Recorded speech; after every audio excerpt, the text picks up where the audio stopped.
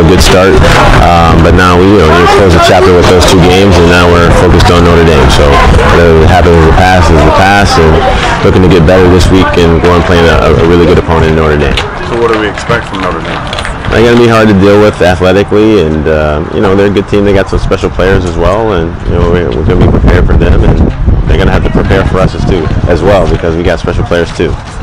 So special players, you're playing 22 players, 19 players.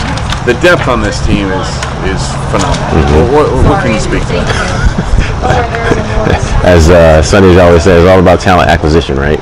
And so so we have to get good players and coach them up and give them opportunities to shine because they've earned it. And so we'll continue to do that until they haven't earned it. But we're in a good spot with our depth, and now we just got to keep them healthy.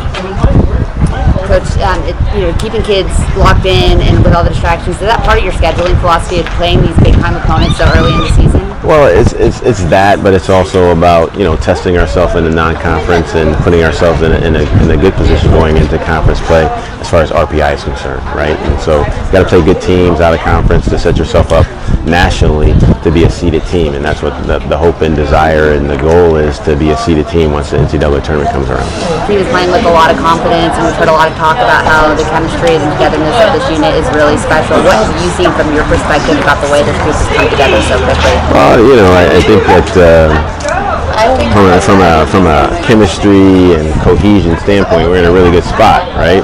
And we really haven't been tested as far as adversity and being down a goal or giving up a goal, and so those are telltale moments for me, and so to see how we respond in those moments, how close we are and what our chemistry is like, right? And so hopefully we don't get scored on, but if we do, then I want to see how we deal with it. Talk about the adversity, talk about talent acquisition, but a lot of this now isn't just talent acquisition, it's keeping those kids in the program. For sure. Is that, obviously you've been in positions where you've been able to play a lot of players, but does that factor into it too? How do you keep an entire team happy? Yeah, it's hard. It's really hard. It's not an exact science. Everybody's coming here and they want to play, and you only have 990 minutes with 11 players, right? And so it's hard. It's not an exact science, but we try our best to make sure that we put the people in who've earned the playing time.